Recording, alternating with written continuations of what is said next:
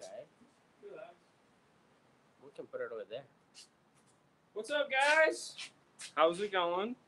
Good to hear from you. It's Friday. It's Friday. Anyways, cool. We have some Pioneer news. Hey there. What's going on? So Pioneer has announced a couple new things that we wanted to share with you guys and let you know. One of them, of course, is a new radio. Well, it's not new. It's a radio they've been talking about. What's up, Andrew? So it is finally shipped. Let me grab it real quick here. Yeah. So if you're a Pioneer fan and you're a non-CD DVD fan, this is the radio for you. It's the MVH 2300 NEX. What's up, hey, Jason? Fro, what's going on? This is their new Mechaless piece, meaning it has no CD DVD. Now, I know you guys want to see what the thing looks like. I'm going to go over here for a second and unbox it and bring it over to you. All right. We need to plug in. Go ahead and start unboxing it. All right, give me 1 second. ¿Qué tal, Ramses? ¿Cómo estás? Give me 1 second. Dun, dun, dun, dun. There you go. What's up, Chris? What's up, Ryan? All right, so have a mess in here. What's in the box? Lots of neat things here in the box. So it comes with the standard. Let's just get to the radio. That's what you guys want to see. Yes, we made it. Hurricane, we just lost power, so everything was good with us. Very lightweight. Very lightweight. All right, so it is a standard depth chassis, meaning it's not a short chassis. Big bummer there. I'm holding it up to the light. Yeah. The only thing that is in this is a circuit board that is located down here on the bottom. Other than that, this whole area here is empty. There's nothing here. Back of the radio looks just like a 2330 or a 2300 or a 1330 and all those other ones that are out there. It looks just like that. As you can see, though, there's no slot. It's not motorized. It only has 1/4 of an inch depth here, so it's going to be fun for those kits that are where it kind of doesn't stick out far enough like a normal 7-inch would. So it's going to be just like putting in one of those 6.2 or a 6.4 inch in. Why not sure? My guess is Pioneer was too cheap to make a new circuit board. This is probably the same circuit board that's in the other 3 radios. I know. They really should have made this a short chassis. It's kind of disappointing that they didn't. And we'll be sure to let them know that was disappointing. But other than that, you save the money of not having to have a CD DVD player in it. So there you go. And it has the new look of the 2330. If you guys haven't if you're into Pioneer, you haven't checked out the new look of the 7-inch right here, Yep. you should check it out. At least check out the video we did on the 2330 not too long ago. It's really nice looking. It's not the flat look of the 4200. So it's a much cleaner, beveled look. So that little, fit and fish. I mean, what can you do? A tire's still round, a radio's still square, or triangle, whatever. Triangle. It's not a triangle. Yeah. Rectangle. Anyways. So, a couple other things in Pioneer news this week. Pioneer introduced the new X Series woofer, or not woofers. They did introduce an X Series woofer, but they also introduced X Series speakers. X or V? Z. Z. I don't know why I'm saying X. Probably because I'm thinking NEX. Yeah. My bad. Z. New Z Series speakers. Yep. They also introduced new D Series speakers. So the current line of D Series speakers are going to eventually be phased out and be replaced. No great loss there. Personally, I felt that when they went to the component set that they currently have, they really kind of downgraded the D Series. I was very disappointed. So hopefully the new ones will bring life back into the line. And then the new Z Series speaker is Z, right? Z. Z Series speaker is Z, senor. It's going to be a high-res speaker. So that's basically going to mean it's going to be for the more dynamic range things because these all will play... Oh man, I have a brain fart. They will all play FLAC files. Sorry, that was a total brain fart right there. It happens. Very important what people. What we're gonna have is we don't know more other than the fact they're introducing the speakers. There's a little bit of news on there that you can check out if you're interested. CE Outlook did a nice little write-up on there. If you're interested in 12-volt news, that's a place to check out. Which brings me to another question. Are you guys interested in 12-volt news? Would you guys like a weekly news show where we scour the internet, try to find little tidbits of information? C-Series speakers, they sound great. ¿Qué pasa, They had Nelda? guys from Japan stop by them. Yeah, you guys are the Mesa guys, so you guys get lucky and get that kind of thing. We just support their line and buy a ton of crap. We're not that cool. We're not Miami, so they don't care about us. Pretty sad, actually. But if you guys are interested in 12-volt news and stuff like that, let us know. We were talking about maybe doing a show, weekly show or a bi-weekly show where we just go over some of the high points of things that are happening in the 12-volt industry. If that would be something you're interested in, leave a comment, not now, but after the video, in the video, because when you comment now, we don't actually, it goes away, it disappears. I know you guys find that hard to believe, but if you've ever gone back and watched one of these videos, your comment's gone. All right. For some reason, YouTube doesn't save that stuff, so let us know. Or if you're watching another video, like today we did the, this week was a good week. We had 3 installed diaries go up because it's just what we had filmed, because we haven't been able to catch up on these unboxing videos like this because of the hurricane and the vacation or the holiday. So we're a little bit behind on those, but we have plenty of install bay footage. And I can tell from the thumbs down how many of you guys hate CarPlay from Alpine. So sorry about that. One thing about Alpine though, if you are an Alpine fan and you have a Jeep, Alpine has lowered the price on the Alpine Restyle piece, or also the 10-inch GM full size, their big screen. So if you have one of those GM trucks that has a little tiny screen, and you've been thinking, man, it'd be nice to get that Alpine piece, but that's $3,500. It ain't $3,500 anymore. It's got a new low price. It's almost $1,000, maybe even more cheaper. I don't have the exact price because that's not my job. Other than I've been hearing Paul complain all week because they lowered the price. So not complaining. That's a whole nother story. He's happy they lowered the price because now we'll probably actually sell these things. But if you have one of those 2 cars and you want one of their big-ass radios, pardon the French. It's not French, it's just a cuss word. Pardon my cuss word.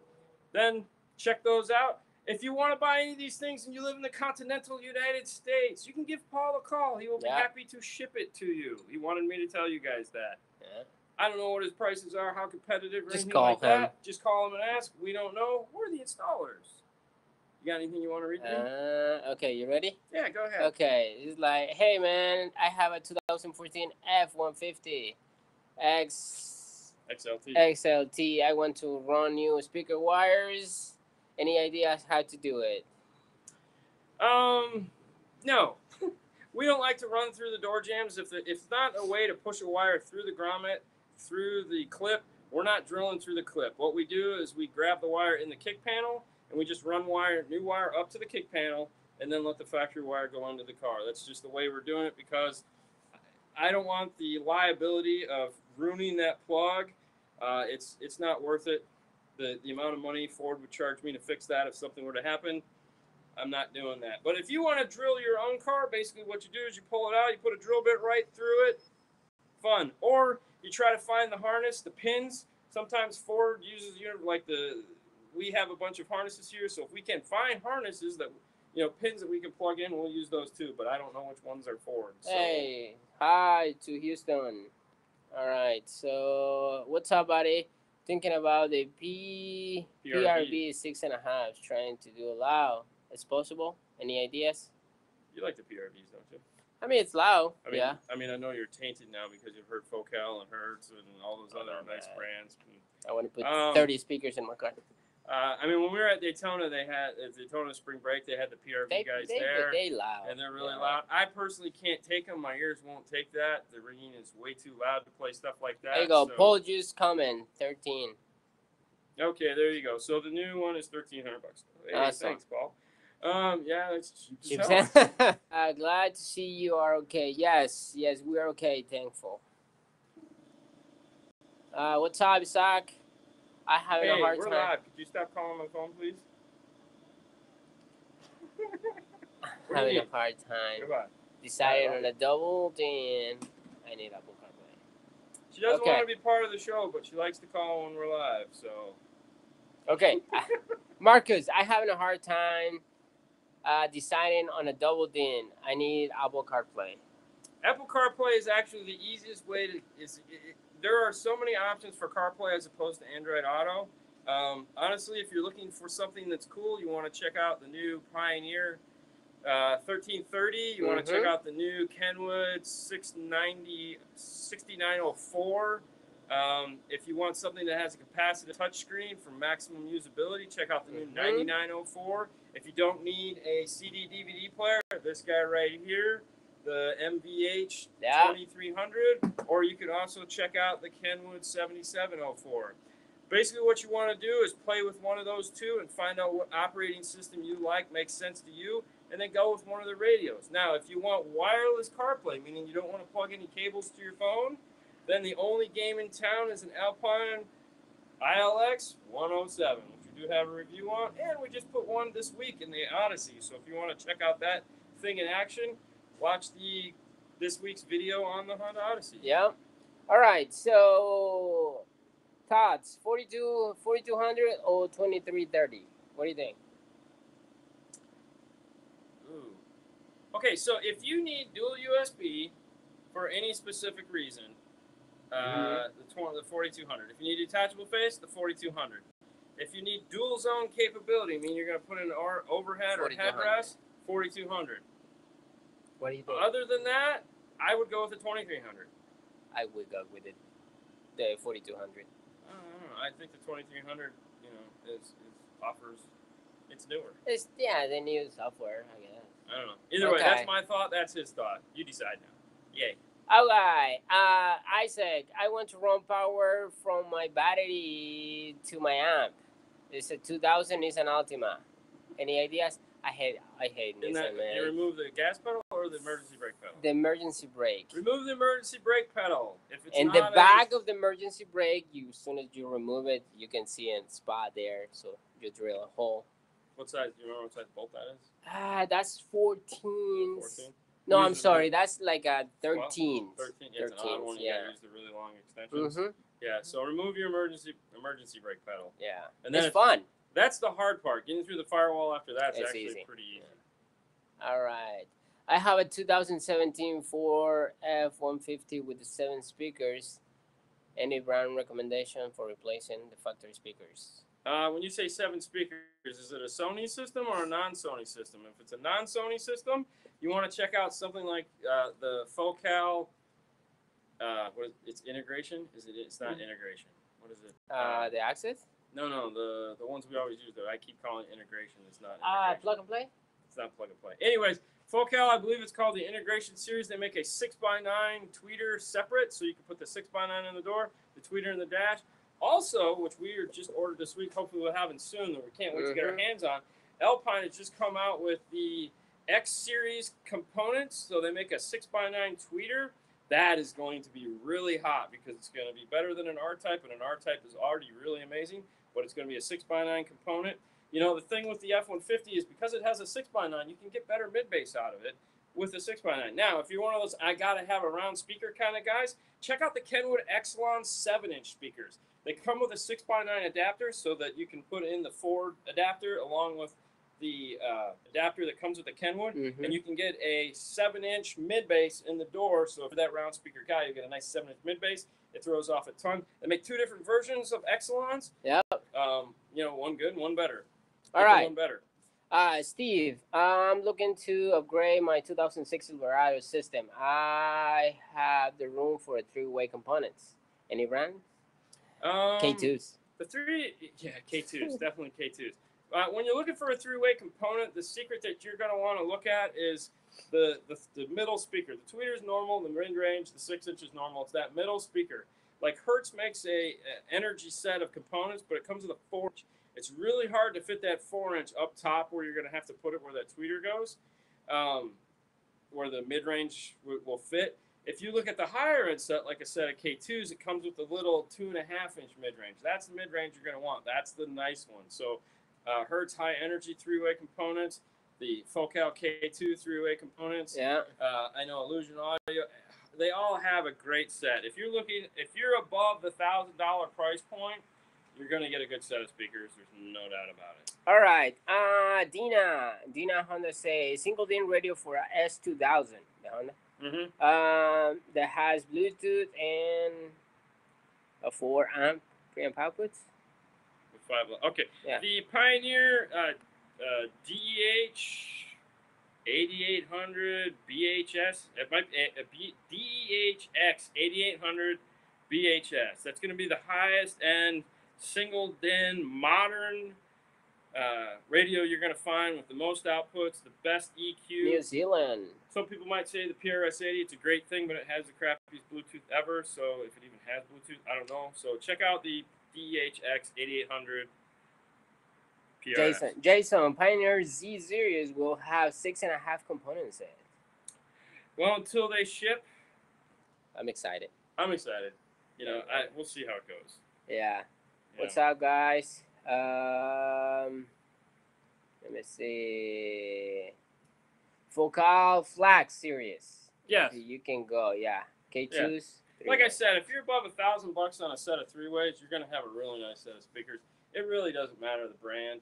You know, if you're to this price point, all of them are really good. You know? All right. So,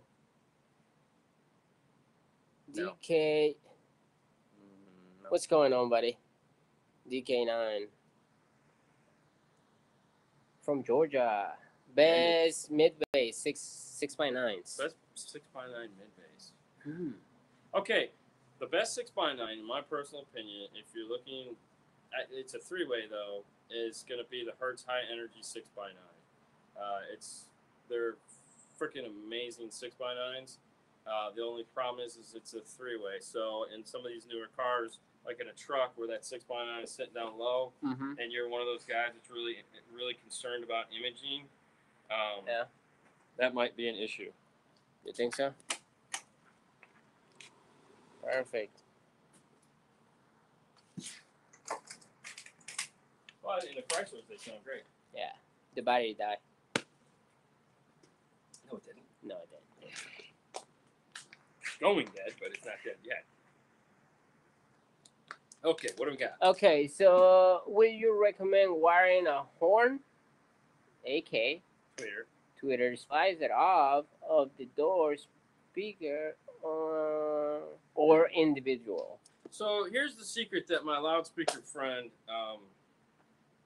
geez, oh man, I am not having with it today. I got to start going to bed at night. These edits up till 2 o'clock in the morning. They're killing me. Who am I thinking of? Jethro. Okay, so Jethro Easton is a buddy of mine. He has a shop down here. He also has brand Eternal Audio. His secret for wiring up tweeters when doing loudspeakers is to go with 2 tweeters on each configuration. So you run a pair and you run them in parallel. So you positive, loop over from the negative to the other positive and down. If you run 2 tweeters like that, you'll never blow a set of loudspeaker tweeters. This guy puts in tons of this shit all day long, and he's like, that's how you do it. So do you run it on its own amp? Yeah, heck yeah, run it on its own amp, so you can actively cross it over. You don't have to use those little bass blockers. I still probably would just to be safe, but don't run 1, run 2, run 4. All right. Yeah, on each channel. Okay, I have a Subaru Legacy with a 1-inch tweeter and a 6-inch mid-range. Okay. In the front doors and mids in the back doors. Will be better to get 6-channel amp or a 4-channel amp? Well, if you're going to go active, you're going to want a 6-channel amp because you're going to want the tweeter in the mid-range active. However, if you're not worried about going active and you're going to run something like a really nice set of coaxials, let's say, just for the sake of conversation, you get like a nice set of ARP-type components where you have the mid-range with the crossover built into it, you have the tweeter with the crossover built into it. You can run a 4-channel because you're not going to go active. You're going to let the crossovers do the job. You can still get a 6-channel and use channels 1 and 2 for all front, use channels 3 and 4 for rear, and use channels 5 and 6 for the subwoofer. All right. Andrew, and for that, Alpine PDX V9. Have you guys used the GS Sony series? Yeah. That's good. Speakers? They're good. Yeah, actually, they have a good mid-bass. Yeah, that 6-inch and the 6.5. 6x9 is really nice. Yeah. It's one of those speakers that we sell. We actually keep it for a very specific purpose because it's one of the few speakers, 6x9 wise, that's bi-ampable. And what we like to use them in is the GMs that come in that have a blown rear speaker that's a bi-amp speaker in the rear deck, because those will have, and like a Camaro like mine, the rear speaker has 4 wires going to it. 2 are for the bottom 6x9, which is the subwoofer, and the other 2 are for the coaxial speaker in the center, which is the full mid-range. That Sony GS speaker, the way the crossover is configured, you can hook that up in that car and magically have the subwoofer, and it works just fine.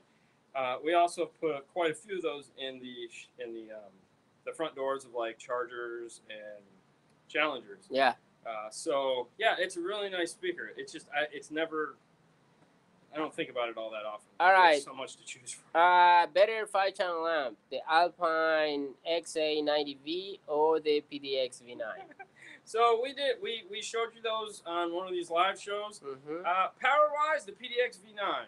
PDX V9 has way more power, and it's also a constant current amplifier. So it doesn't matter whether it's a 2 ohm or a 4 ohm load.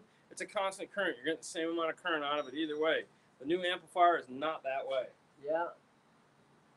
So let's see.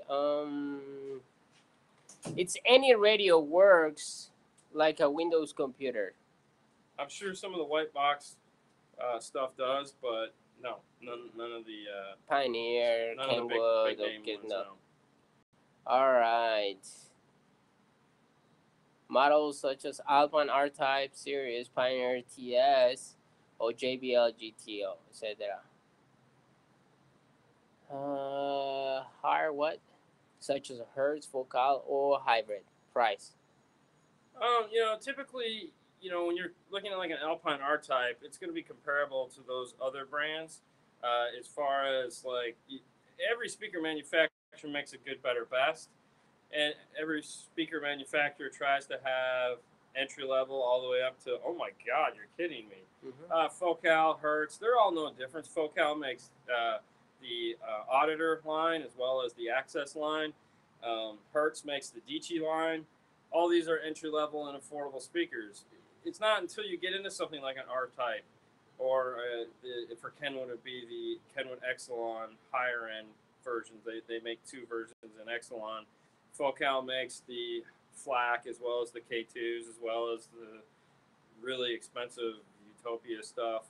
So, you always just want to compare apples with apples and try to get similar price points. All right, so Double D, he said he missed the Pioneer news. Pioneer has come out with this is finally shipping. This is the new Mechaless MVH 2300. It's no DVD player. It's going to be the Apple CarPlay, Android Auto, if you don't need a CD DVD player. And then also they just announced that they're coming out with new Z series speakers, which is going to be their high-res speakers, so that for doing things like FLAC, or just if you want the best sounding Pioneers that they can possibly make, they're finally going to make and bring that back into the normal dealers. They've had high-end speakers in the past, because most of you guys don't know, Pioneer is a speaker manufacturer as well. That's where they got started. They made tons of speakers. So they're going to bring in that down to us so that we can sell you guys cool Pioneer speakers, so they can compete with the companies like Focal and all that. All right. What they sound like, I don't know. I have a 2009 Equinox. I have a Pioneer DH4800. What wire harness do I need to install my stereo?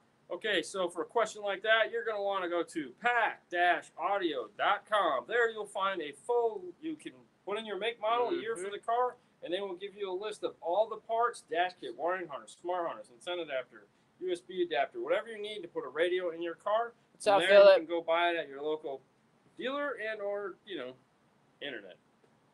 Yep. All right. I want to put AVH 2330 on the 2008 Mazda 3 hatchback. What to do? What do I need to have steering wheel controls? An IDAT link or pack? Okay, CP2. so that's a great question. You asked me that earlier today. Somebody had asked that question. Do I buy that data link steering wheel control, or do I buy CP2 steering wheel control? Here's my thought on that. When it comes to steering wheel controls, I like to set them in the car, meaning I want to be able to sit in the car, press the button, press the button. If you buy a CP2, CP2s, you just flip the ditch switches. It pre-programs to what it feels your car should be. You don't actually have to do anything. You know, if you want to plug your thing into the computer to reset it every time, I personally don't want to do that. I don't want to have to walk over a computer, plug my steering wheel control in, program it, walk back over the car, make sure it works. And then I decide I want to change a button. I got to walk back over the computer, plug it in, change the button, walk back over the car, plug it in. With a CP2, you flick the dip switches, it is already set for what they feel the buttons need to do. If the buttons aren't, there's a button on the side, you hit it and you remap the steering wheel just like that. And then you're done and your car's gone. So I guess I'm leaning more towards the CP2. I feel that it's easier. It's one less step. Plus, they have a really cool app. If you haven't checked out the app, it'll walk you right through. Actually, we talk about it in the Honda Odyssey video. So if you want to see it in action, watch this week's Honda Odyssey video. Where's a good deck to use on a Ford Super Crew? JBL system in 2005 Camry? What's a good deck to use? Yeah. The deck that you can afford. I mean, that's a kind of vague question. You know, you can't ask us what kind of deck you want to use. You got to give us things like features. What do you want? You know, do you want something like a Mechalus? This is a great deck then. Yeah. If you need a CD DVD player, obviously this one isn't going to work for you. So you got to be more precise when you ask those type of questions. All right, two more, and we got to get going. Okay. Say, hey guys, I'm wondering if your JBL GTX 500 And that's will the question you run my MTX. pick. No idea. Go ahead. Okay. Let's see. There is the entry level or high-end brands are the same price. All right, hold on. Is the entry level of high-end brands are the same price as top models of lower-end brands like Alpine and Pope? So which do you go with? That is a wonderful question. Price isn't the only thing you have to shop on. So when you're buying speakers, if you can't hear them, then you have to talk to somebody that can describe to you and listen, or have an idea. Like a lot of the times we can't play a set of K2s for you because we just don't have them on display. We have to talk to you and figure out, hey, what kind of sound are you trying to get? What kind of budget do you have? And then we kind of recommend something from there because we put in tons of them. We kind of have an idea of what they sound like. If you don't have the ability to do that, then it's really hard. Yeah. I don't have a great answer for, you know, what speaker, how, you know, price this, price that. It's really tough. Sometimes you just have to take a leap of faith in that the reviews that you read are sometimes good, and or get out and talk to somebody that actually has them and try to listen to them. You know, speakers are with your ears. But I can tell you this, we sell a ton of speakers that people don't actually listen to because, you know, we talk to them and we try to get an idea of what type of music they listen to, what kind of criteria they're trying to hit, and then we recommend recommendation from there. And most of the time it's correct, and they walk away happy. So, yeah, it's tough. I get it. All right, with that, guys, that's going to be the last question. Thank you guys as always. You guys have a wonderful day. We'll see you guys next week. Don't forget, Monday, 6:30 Eastern Standard Time. You can check out the Facebook show. So if you're on Facebook, stop by, say hi, let us know where you're from. You guys have a wonderful weekend because it's Friday. Well, I don't know what that means. I don't know what it means either. We got to work tomorrow. All right, guys, we'll see you later next time. Bye.